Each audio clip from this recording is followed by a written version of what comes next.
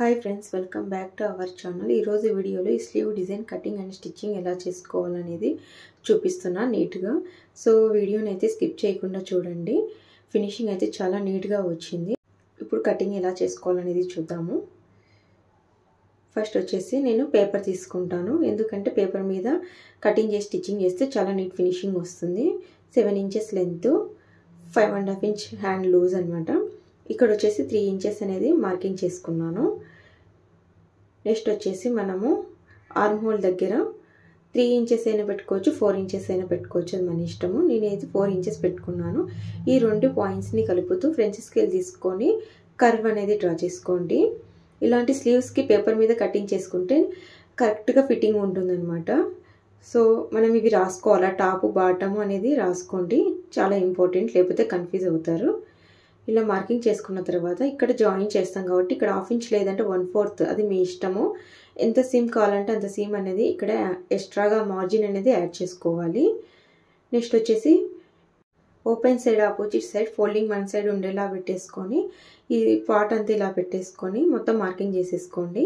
ఇక్కడ వచ్చేసి నేను వచ్చేసి 1/4 తీసుకుంటున్నా. ఇక్కడ 1/2 ఇంచ్ అయినా తీసుకోవచ్చు. నేనైతే 1/4తోనే స్టిచ్ చేసేస్తాను. ఇక్కడ ఎక్స్ట్రా మార్జిన్ అనేది కంపల్సరీ యాడ్ చేసుకోవాలి. కింద వచ్చేసి 1/2 ఇంచ్ నేను స్లీవ్లో ఫోల్డింగ్ అండ్ స్టిచ్చింగ్ కోసం తీసుకోలేదనమాట. 1/2 ఇంచ్ అనేది మార్జిన్ యాడ్ చేస్తున్నా. జస్ట్ 1/2 ఇంచ్ స్టిచ్ చేసి రివర్స్ చేస్తాను మెయిన్ ఫ్యాబ్రిక్కి. ఇప్పుడు కటింగ్ అయితే చేసేసుకుందాము.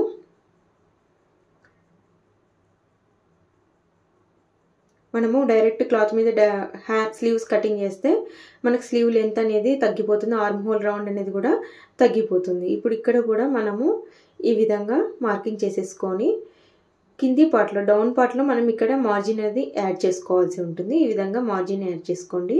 నేను 1/4 కింది పార్ట్లో ఎంత ఇచ్చానో పైన కూడా అంతే ఇచ్చాను. ఇప్పుడు ఇది టాప్, ఇది బాటమ్, ఇది కంపల్సరీ రాసుకోండి, లేదంటే కన్ఫ్యూజ్ అవుతారు. ఇప్పుడు ఇక్కడ వచ్చేసి లిఫ్టింగ్ ఎఫెక్ట్ కావాలి అనుకుంటే 1 ఇంచ్ ఆర్ 1.5 ఇంచ్ అనేది మీరు పెట్టుకోవచ్చు. నేను జస్ట్ చూపిస్తున్నా. నేనైతే ఇక్కడ లిఫ్టింగ్ ఎఫెక్ట్ చూపించట్లేదు, నార్మల్గానే స్కేల్ తీసుకొని ఈ విధంగా కలిపితే కన్నా కొంచెం ఎత్తుకున్నట్టు వస్తుంది అనమాట స్లీవ్ ఆర్మ్ దగ్గర, స్లీవ్ జాయిన్ చేసే దగ్గర. ఇప్పుడైతే కటింగ్ చేసేసుకుందాము.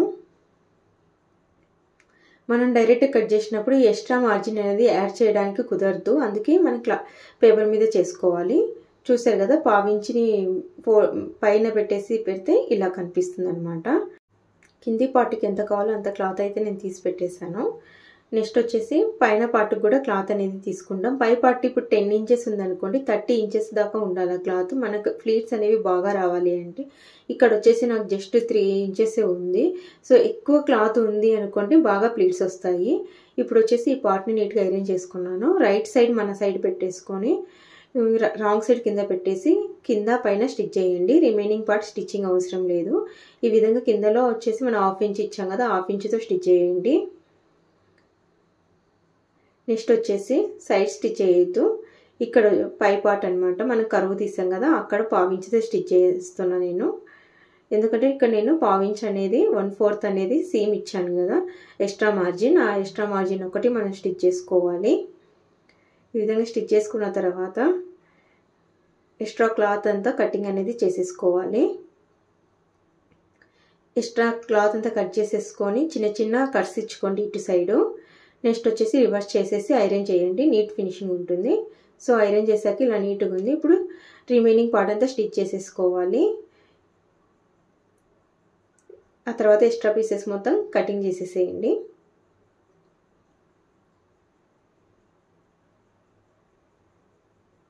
ఇప్పుడు చూపిస్తా, పేపర్ పెట్టేసి ఎంత ఎగ్జాక్ట్గా వచ్చిందో తెలుస్తుంది. ఈ విధంగా ఉంటుంది. ఇప్పుడు ఇక్కడ వచ్చేసి చిన్న చిన్న ప్లీట్స్ అయితే ఇస్తున్నాను. క్లాత్ అనేది నాకు ఎక్కువ లేదు కాబట్టి నేను చిన్న ప్లీట్స్ ఇస్తున్నాను. ఎక్కువ క్లాత్ ఉంటే 1/2 ఇంచ్తో మనం ప్లీట్స్ అనేవి స్టిచ్ చేసుకోవచ్చు, చాలా నీట్గా ఉంటుంది. సో మొత్తం నేను ప్లీట్స్ అయితే ఈ విధంగా ఇచ్చేసేసాను. ఈ విధంగా ఇచ్చిన తర్వాత కింద ఐరన్ చేస్తున్నాను నేను. ఈ విధంగా మధ్యలో పిన్స్ పెట్టేసి నీట్గా ఐరన్ చేస్తే ఏమవుతుందంటే నీట్గా కూర్చుంటుంది అనమాట. క్లాత్ ఎక్కువ ఉంటే ప్రాబ్లం ఎక్కువ ఉండదు, కానీ క్లాత్ తక్కువ ఉన్నప్పుడు కొంచెం ప్లీట్స్ చాలా చిన్న ప్లీట్స్ పెట్టాను కదా రఫ్ క్లాత్ మీద, సో ఈ విధంగా టఫ్గా ఉంటుంది. ఇప్పుడు వచ్చేసి ఈ విధంగా నేను స్ప్రెడ్ చేశాను ప్లీట్స్ని, చూసారు కదా. కొంచెం స్ప్రెడ్ చేశాను. కింద వచ్చేసి బాటమ్ సైడ్ ఏమో నార్మల్గా ఉంది, పైకి వచ్చేటప్పటికి స్ప్రెడ్డింగ్ ఉంది. సో ఆ స్ప్రెడ్డింగ్ని అలానే పెట్టేసి ఇక్కడ 4 ఇంచెస్ ఉంది కదా, ఈ 4 ఇంచెస్ మార్క్ దగ్గర నేను స్టిచ్ చేసుకుంటూ వెళ్ళిపోతున్నాను. సో కొంచెం ప్లీట్ అనేది కింద కన్నా పైన కొంచెం వెడల్పుగా పెట్టేసుకొని వెళ్ళిపోతున్నాను అనమాట. కింద వచ్చేసి తక్కువ ఉంటుంది, పైన వచ్చేసి కొంచెం స్ప్లీట్స్ యొక్క గ్యాప్ అనేది ఎక్కువగా ఉంటుంది. ఇది చూడడానికి లుక్ కూడా బాగుంటుంది. సో నేను డిఫరెంట్గా ట్రై చేస్తుంది ఇక్కడ.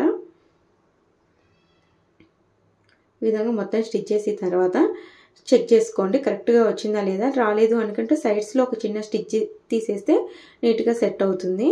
సో ఇప్పుడు వచ్చేసి విచ్చుకున్న సైడ్ అంటే కొంచెం స్ప్రెడ్ అయిన సైడ్ వచ్చేసి టాప్ పెట్టాలి, కిందికి వచ్చేసి బాటమ్ పెట్టాలి, అది గుర్తుపెట్టుకోండి.